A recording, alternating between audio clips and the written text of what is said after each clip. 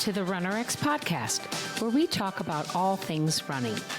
As many runners know, it's 90% mental. So join Coach Valerie and Coach Caroline as we go through the mental side of running.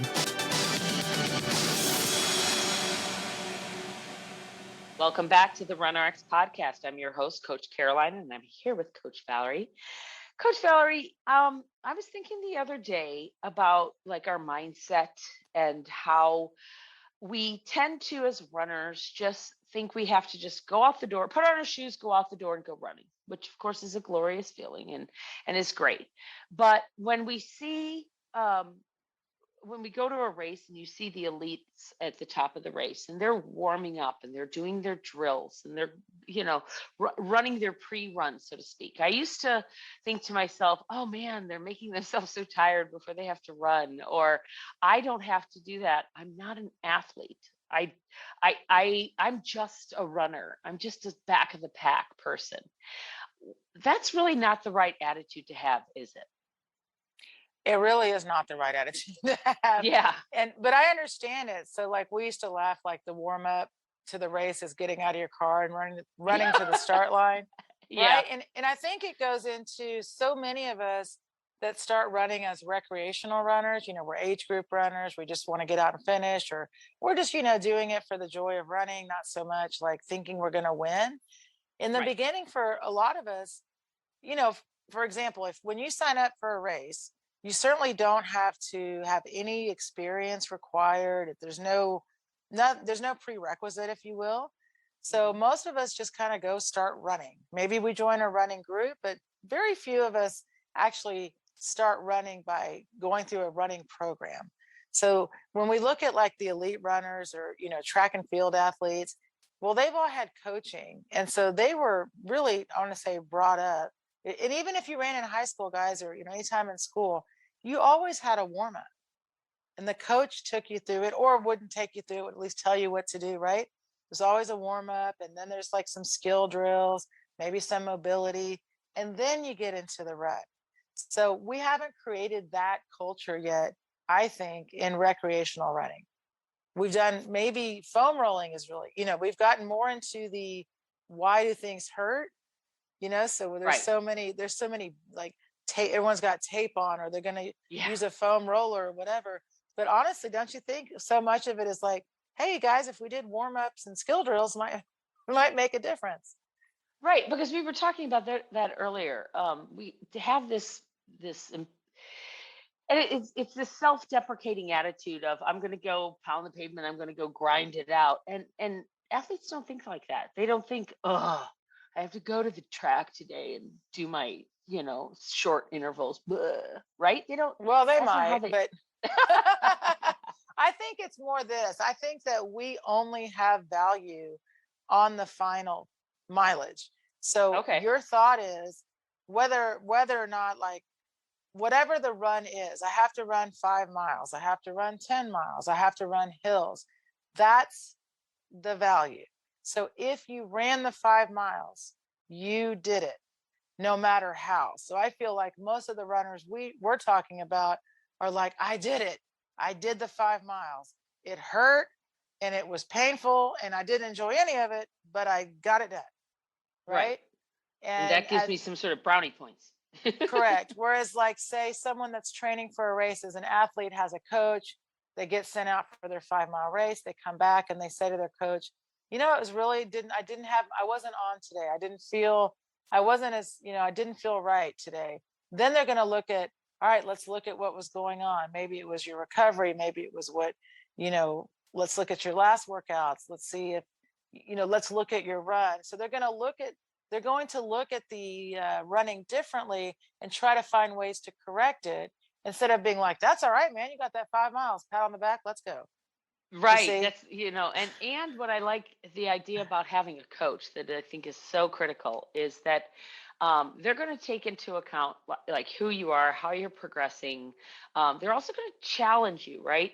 Where if you go Yes. to your friend and say, "Oh, that sucked," or whatever, "I'm so sorry I had to walk with you," whatever excuse you come up with, your friend is going to sympathize with you. It's kind of the way I think about mindset coaching is that your friend is there to jump in the pool with you and go, "You're right. Your boyfriend sucks," right?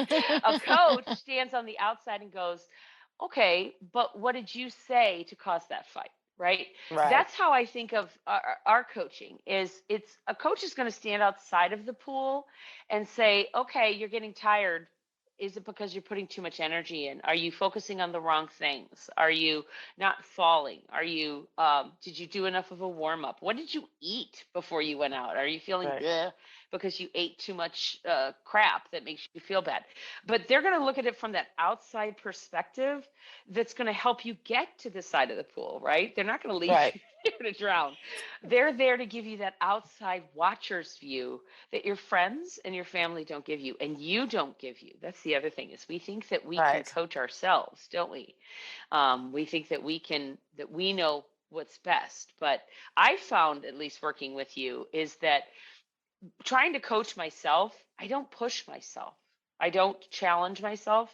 I tend to say, "Oh, it's okay." Like I'm very easy on myself, which Right. I guess I used to not be that way. But I've never been the type that's like, "Oh, go grind it out." But I have been the type that's like, "Oh, you poor baby, you're tired. You had a bad week. You don't have to run so far," right? Where you might go, "Well, let's go out and let's get it started. If you don't feel it, you don't feel it." You know what I mean? That's what your coach does for you. Can you expound on that a little bit? Well, Like, yeah, and I was gonna say, I think the coach also helps you to see that. So then the next time you yeah, go running, you'll be like, maybe I'll do a little bit more.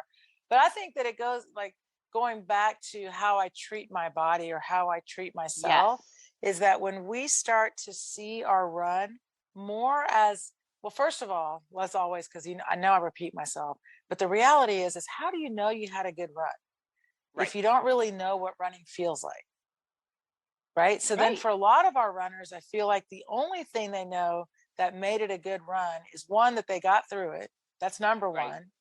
And the second is if they didn't hurt, right, then that's a good run.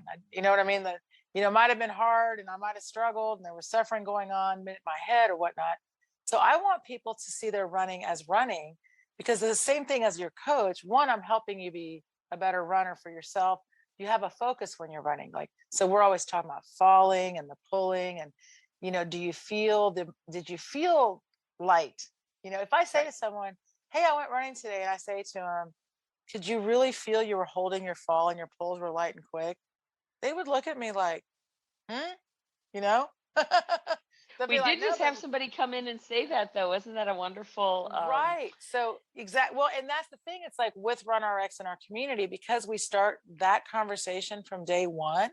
So we had someone, just like Caroline said, when she first came in, she was all shin splints. Her Yeah, shins, I don't even, she might have had a stress fracture, but she was on her way, either on her way or whatnot. But it was just debilitating. Like every time she ran, shin splints. So guys, you can imagine she did the stretching and the rolling and the whatnot, and then she'd get them again. So she now just went out and had a run and said to us, oh my gosh, I could feel I was falling. My pulse felt light and quick. And yeah, you realize like how long that, I mean, it's what, a year she's been with us yeah. and she's just having a blast. But you understand, she now knows what running correctly feels like. But guys, here's the thing. She also now knows that she has to keep, and it's not a bad thing, she has to keep practicing the correct movement so she'll always run correctly. And I think Actually, that if, right, go go ahead. ahead. I was just No, no, going to say, you're actually, I think she signed up like the end, like October, November this last year, but she immediately within the first 30 days decided to go all in and upgraded to an annual. So that's what's beautiful about where she's at is she committed to the learning and to being open to it. And now she has the time to now really reinforce that, the movement and really make it part of her running. and here's what's really cool. So Caroline made a mention of like when you get to a race and you'd see the elites warming up and Yeah. you're thinking, what's wrong with those people? You Yeah. realize they're all looking at the rest of the field thinking, okay, here we are in the front doing all of this warm up. and they're back there just standing around talking. Right. And that's why see? they're going to be in the And back of the pack. but right, right. But it's also, guys, think about the respect. Like, and I used to kind of tease about it, right? Like even rolling out or doing the mobility. So some people see that as kind of a foo-foo thing, or Right. and but then other people will tell me they went and got a 90-minute deep tissue massage. And I'm thinking, well, then why don't you spend 10 minutes on your foam roller every day? And at the end of the week, you've had basically an hour deep tissue massage. What we seem to only take care of ourselves when it hurts. Then we'll Right. get the foam roller out. Then I'll do some stretching. If we would change our thought process to let me prepare myself for running, both mentally and physically, I guarantee you, the way you think about how you are running is different. You will treat yourself so much better, because then you start to think, I do want to have muscle elasticity. I do want to hold my body upright. So then I'm more willing to put in the exercises to do that. I mean, it Right. just kind of goes together. Well, and I think that goes to that thought process of, oh, I'm not an athlete. Well, to Right. that person that's never run or is sitting on the couch, or that your child that's watching you get up and go do your workout, you are an athlete. You really Sure. are. And the only thing stopping you from being a quote unquote athlete is you. Okay, yes, and getting paid for it. So you're not getting paid to run, but and I get that. But if you treat yourself, this is your sport. And it's a lifetime sport. And so that means you have to really take care of yourself. Football players don't only train during they train during off season too. Soccer players train during off season. Baseball players train during off season. When is the off season for running? There is none. Right. you know? Right. So you We're have to kind always of in season. right. So you have to think about that and be mindful and keep going with the constant thought process of, I need to stay in good, maybe not peak, but I want to stay in active movement. I want to be not injured, and I want to, and that brings me back to a more recent Tough Love Tuesday that I talked about. And I want you to, it would be great if you could speak on this idea that I was saying, how wouldn't it be great if your intention when you go out to run wasn't, I need to get these miles done, or I have to hit a speed goal, but was more, I want to run with joy today, right? That was it. Like Iona said, I want to have a joyous, light run. What if that was your goal? And isn't that what we kind of are hoping everyone gets to?